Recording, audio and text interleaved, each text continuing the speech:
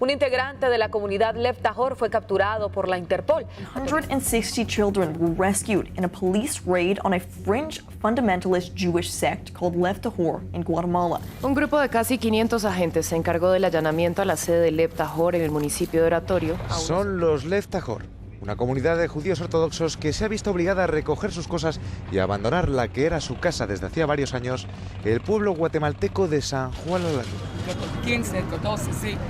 Nosotros hacemos casamientos temporales. Sí. Domingo 26 de enero de 2025, un hombre israelí de 35 años fue arrestado en Guatemala por oficiales de la Interpol por una solicitud de extradición por parte del gobierno mexicano. Este hombre es Joel Alter, uno de los líderes del grupo judío ultraortodoxo Lev Tahor, un grupo originario de Israel el cual es rechazado por los judíos modernos y descrito como un culto o secta que promueve el matrimonio de menores de edad y en la última década ha tenido problemas con las autoridades de casi todo el mundo debido a múltiples acusaciones en las que se incluye secuestro, abuso sexual y maltrato infantil. Pero esta persona no es la única culpable en este caso. Prepara tu mente porque estás a punto de escuchar la historia de la secta más extrema del judaísmo.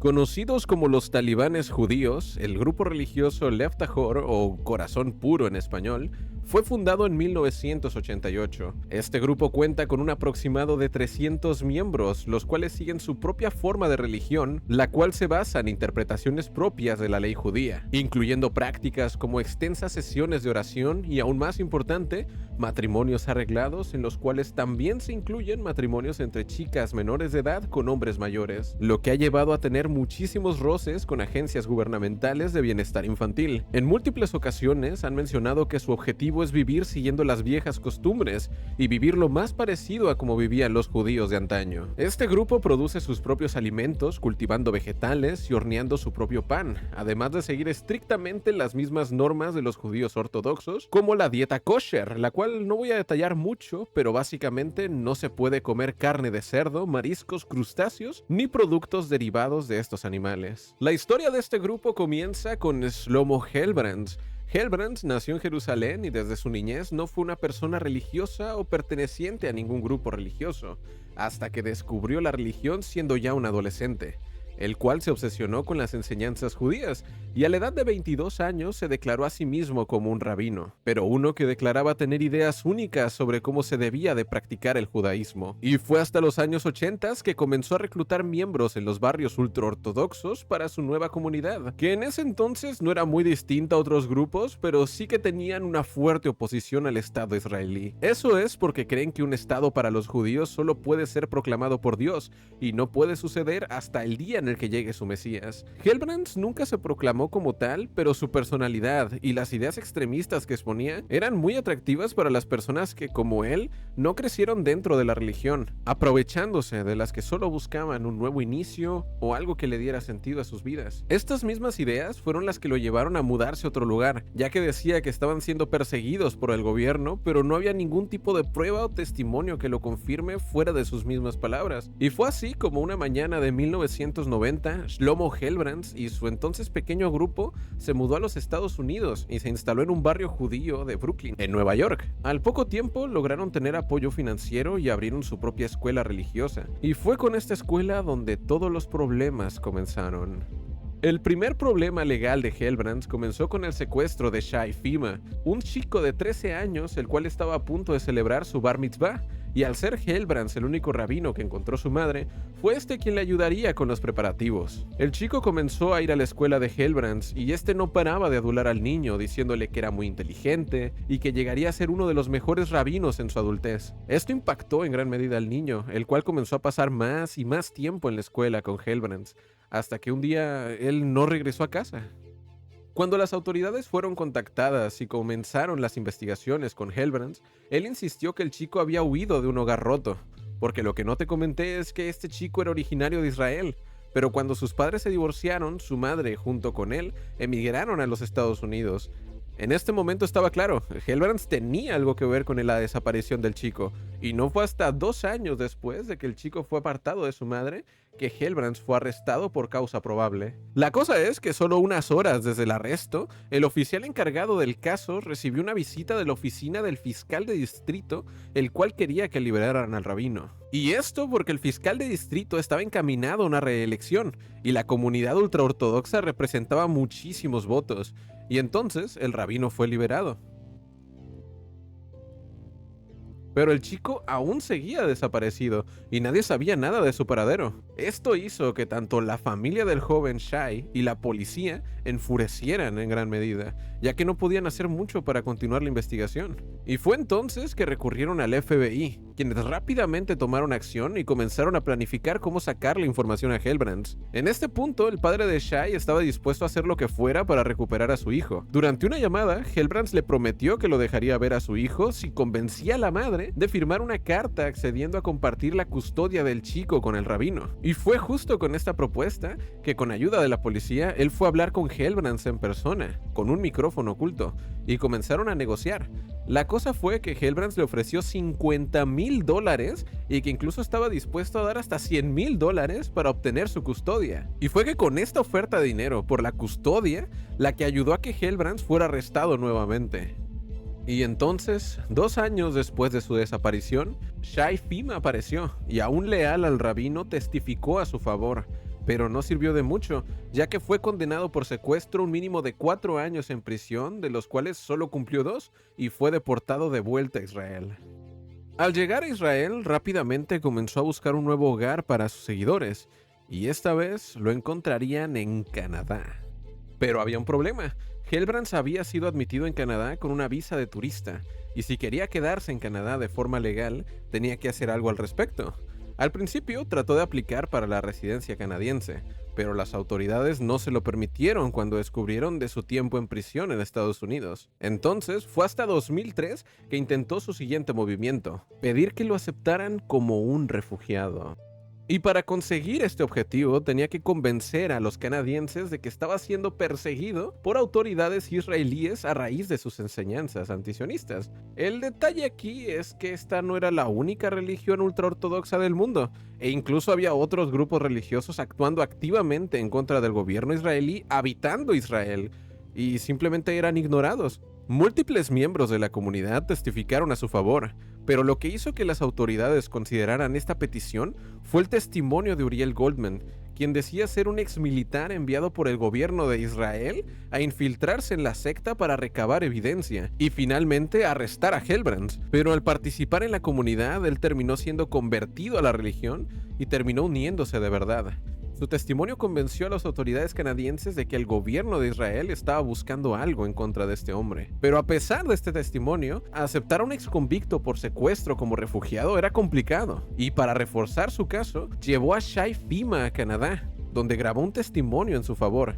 Con esta prueba, finalmente obtuvo el estatus de refugiado. Pero cabe destacar que todos los testimonios venían sin fundamento alguno. No había ni una sola prueba de lo que hablaban, pero el hecho de que nadie se contradijera y hablaran de una forma tan segura hizo que las dudas se disiparan y no abrieran una investigación más profunda. También se dice que para obtener el estatus de refugiado, Hellbrands había pagado $5,000 al niño secuestrado para testificar a su favor. Obviamente, tanto Hellbrands como algunos de sus seguidores niegan las acusaciones, replicando que si bien sí pagaron el pasaje de avión del chico, ellos no le pagaron para testificar. Una vez resuelto su estatus migratorio, Hellbrands y su grupo tuvieron el camino libre para seguir practicando su religión abiertamente. Se establecieron en una tranquila ciudad de Quebec y abrieron una escuela, pero los problemas no tardaron en hacerse notar. Este chico es Mendy Marcus, quien fue enviado a la escuela religiosa por sus padres a la edad de 11 años. Él admite que si bien su familia era extremadamente religiosa, Lev Tahor era aún más estricta con sus prácticas. Él comenta haber sufrido golpizas a modo de disciplina para hacerlo prestar atención en clase, así como manipulaciones por parte del rabino para hacerlo sentir como alguien especial. Estas actitudes también las tenía con el resto de la comunidad, quienes hacían de todo para impresionar a Hellbrands y ganarse sus elogios. También cabe destacar que, a diferencia de los otros miembros, Hellbrands contaba con múltiples comodidades que se reservaba para sí mismo, así como sillas, mesas, cubiertos de excelente calidad, entre otra clase de objetos elegantes. Pero la comunidad no tenía nada realmente. Pero Marcus no fue el único visitante que Lev Tahor tuvo en Canadá. Shamit Kaminsky pasó algunos meses en Lev Tahor, y lo que le sorprendió fue ver lo infeliz que parecía la comunidad. Declaró que todos tomaban pastillas. No sabía cuáles pastillas eran, pero siempre estaban disponibles para el que quisiera tomar, las tomara libremente. También que cuando el rabino te ordenaba que tomaras una pastilla, debías tomarlas. Después de todos los problemas que tuvo Hellbrands en Estados Unidos, ahora que se encontraba en Canadá, nuevamente se estaban enfrentando a una investigación criminal. Esta vez por acusaciones aún más graves, en las que se incluyen control psicológico por medicamentos, abuso físico, confinamiento, matrimonios entre chicas menores de edad con mayores de edad. Y bajo estas acusaciones, la CBC hizo una entrevista con Hellbrands para dejarlo defenderse o esclarecer las acusaciones. Y a continuación te incluiré un par de fragmentos de su entrevista subtitulada al español. You say it's persecution. We have been told that it is common in Lev Tahor that children who misbehave will be hit with wire coat hangers, will be hit with wooden batons, will be hit with belts, with fists, with hands. Is this how discipline happens in Lev Tahor? Okay. I don't want to say false. This is my policy. Just just the truth, yes? To say that no child never receives a how is it in English? Slap? A slap of event, never and ever, it's a false. Yes, it's a false. Sure. But what I can to declare very strongly that physical punishment of children became used in our community a lot less than the Western society. So people who claim that they were beaten or they saw people beaten are wrong? People say a lie. And of course, I never and ever and ever and never and never offer to nobody any kind of any pills. How many people have you diagnosed with borderline personality disorder? It was two peoples. Only two? Only two peoples. Two peoples. One moment. Two peoples, but I didn't diagnose. You see to where you take me? So I just try to explain to these people that they have to see a doctor, yes? But other people have told us that they have seen many medications in this community. They have seen people taking pills all the time, and that it is about controlling the people who live here. Okay, go to my sleep room and bring what you find off my own table there, okay? This was the explanation. Vitamins, he said. Lots of vitamins. Everybody taking pills, they were taking vitamins. Is that No, it's not only not everybody take all of the vitamins. When somebody suffering from a nerves problem, yes, they go to sleep or sometimes worse. And then, if somebody diagnosed that they have to take medical treatment, I'm very extreme about it that they have to take it. Do you marry children under the age of 16? Okay, so now, first of all, you cannot to judge community just with yes or not. Yes, you must understand the story. It's a simple question. Do you No, marry children question. under the age of 16? So first of all, we never. First of all, here what I It's tell you. never happened. It's happened. I never married children against the law. 3 stories. The family was married in America by judge, yes. And after when they came back, they asking me to doing the ceremony also, yes. But you understand in this country it's considered child abuse. Okay. Right? So, You okay. understand that? No. I didn't understand it. I don't understand it right now because you were wrong. We've talked to Shai. Yes. He tells us that he was paid to make that video. Okay. $5,000. Okay. So it's absolutely false and a lie. First of all, he was not paid even 1 penny, once. He says Mr. Goldman actually made the arrangement. Mr. Goldman, did you arrange that? The ticket. You paid for his ticket? Okay, let me tell me all of the story as I remember right now. You would pay these tickets, yes, this I remember absolutely. You did pay his tickets. Yes. Did you, in addition to paying his tickets, pay him $5,000? No, absolutely no, absolutely no. Why would he say that now? Now, you ask me, why what's the connection with where we are over right now? No, the connection is, did you lie to get into this country? I didn't lie to get to this country. Did you pay Shai FEMA to help you get into this country? Okay, so choose to whom to believe. What I'll say. Me gustaría saber tu opinión sobre esta entrevista en la sección de comentarios. Y también me gustaría aclarar que la comunidad judía se pronunció sobre este caso, rechazando por completo las prácticas de Lev Tahor, diciendo explícitamente que todas las formas en las que esta secta opera es contradictorio al judaísmo en todos sus aspectos. Luego de que las autoridades canadienses abrieran un caso de investigación hacia Lev Tahor, y siendo los niños la principal fuente de preocupación, se llevó a cabo una visita sorpresa por parte de servicios infantiles, quienes rápidamente notaron las irregularidades con las que viven los pequeños, como por ejemplo, muchos niños dormían en la misma habitación, las camas y cobijas estaban sucias, incluso que varios de los niños tenían hongos en los pies.